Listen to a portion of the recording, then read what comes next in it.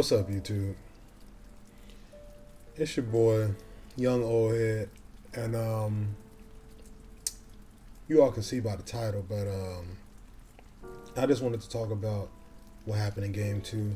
I was gonna put up a crap load of screenshots of all these shitty takes that came up right after Game 2.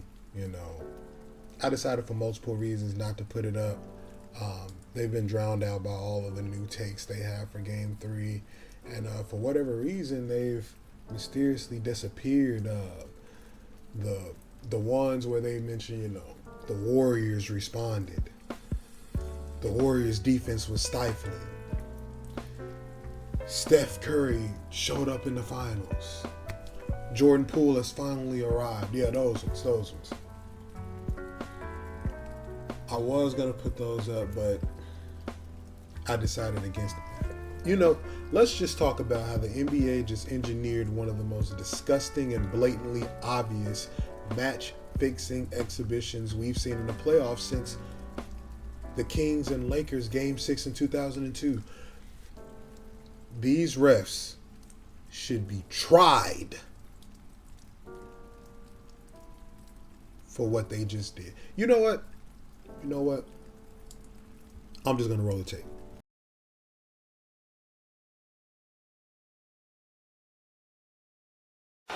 Grant Williams, he didn't do anything wrong. Except get in the way. That's Green's fourth technical foul. Hard to get the ball in the basket area. That's very, very negligible contact. Good run of the floor by Gary Payton. He probably had a little trauma about the last time he drove it hard like that to his left hand. What happened to him? Yeah, got hit by Brooks. Didn't see much contact. Draymond fouled me on a three and put his legs on my head or whatever. I tried to get up, on either way, but I don't know what I was supposed to do there. Like some guy that got their legs on the top of your head, and then he tried to pull my pants down. I don't know what that was about, but that's what Draymond Green does. So after all that, and I'm not even done because that's just 4 clips. There were so many clips that I couldn't get because it wasn't either posted on social media or it wasn't on YouTube. Steve Javie, right after that play, talked about this on national television because Mark Jackson and Jeff Van Gundy went to Steve Javie because, like they always do on fouls and things like that. Steve Javie openly admitted on national television that they were not going to give Draymond Green an obvious technical foul because they did not want to remove him from the game.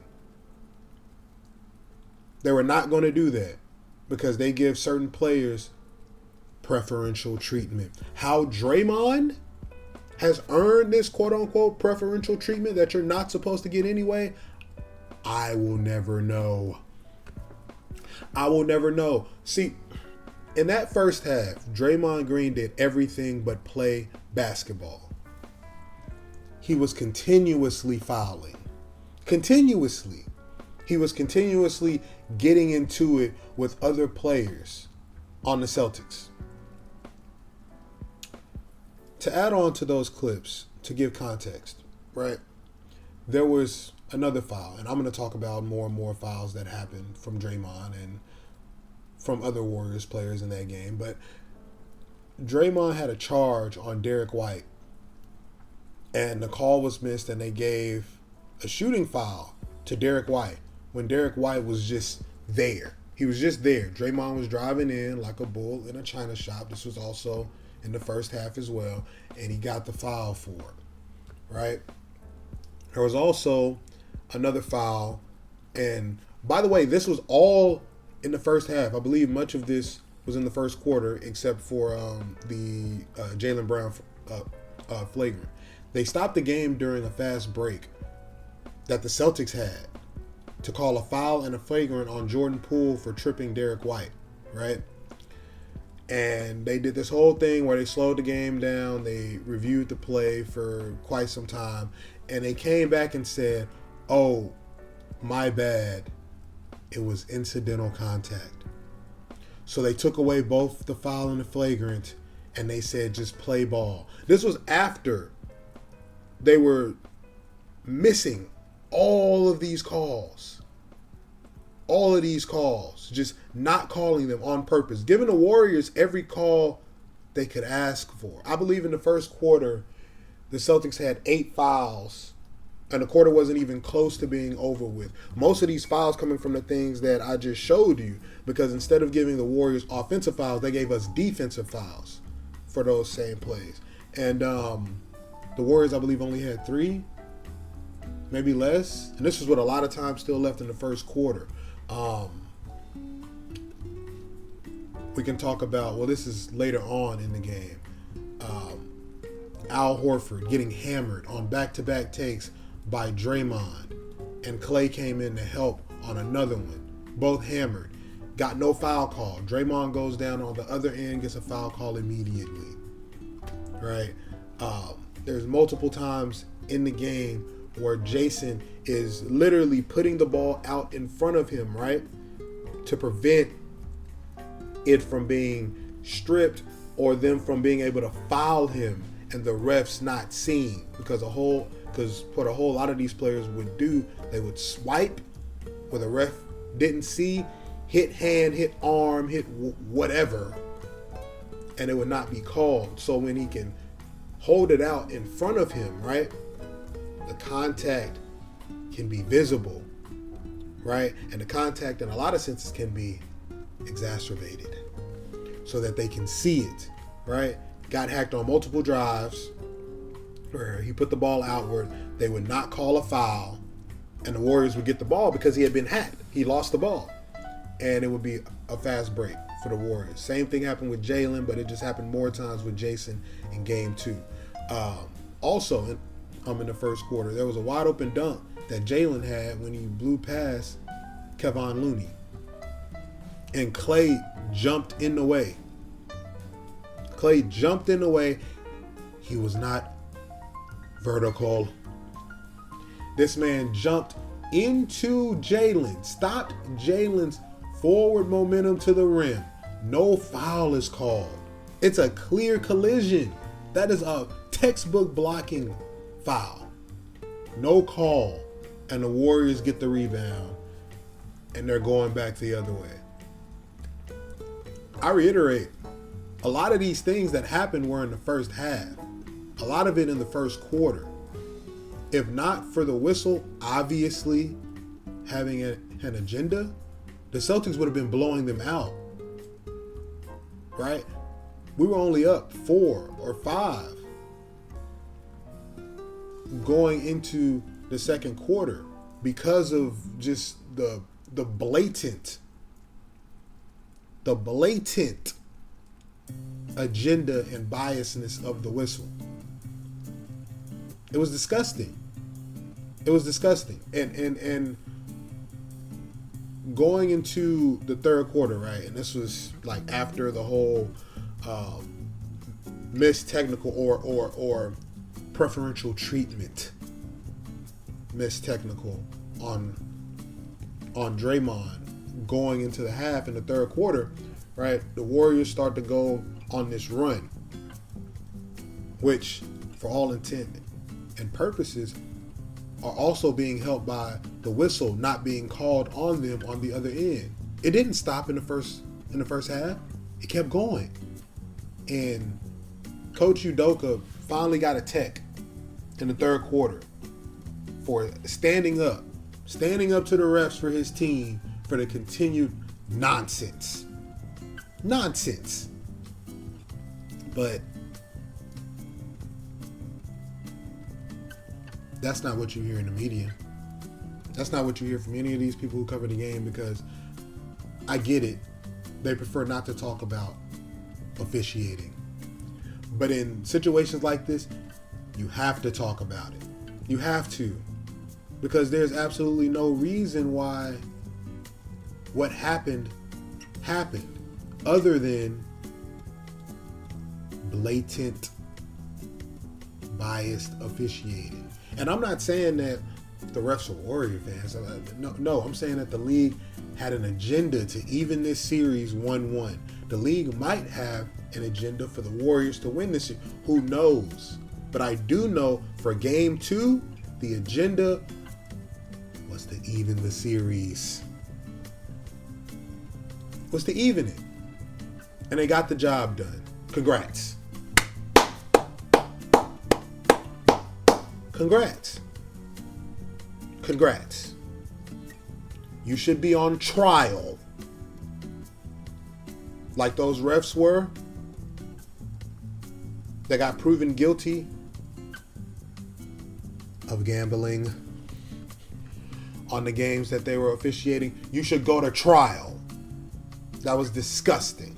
But before I go off the rails here, right? Let's talk about the Grant and Jaylen Brown fouls in more detail and context. I'm talking about the one where Draymond ran over Grant Williams like he was a fullback, like this was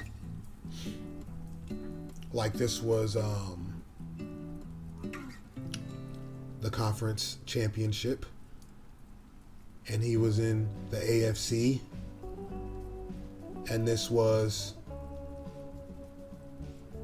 a jumbo formation, and he was a fullback. Let's talk about that one. And then after that, we could talk about Draymond and this ridiculous moving screenplay. But we're going to talk about Grant and Jaylen's real quick. The defensive end being this small. So tiny. And that's an offensive foul, I believe. Wow.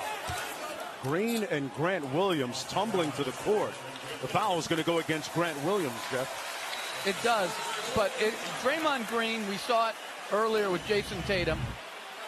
He's going to wreak havoc. He just runs right through him. I'm not sure exactly what Grant Williams. And a technical foul, Jeff, going to be called against Draymond Green.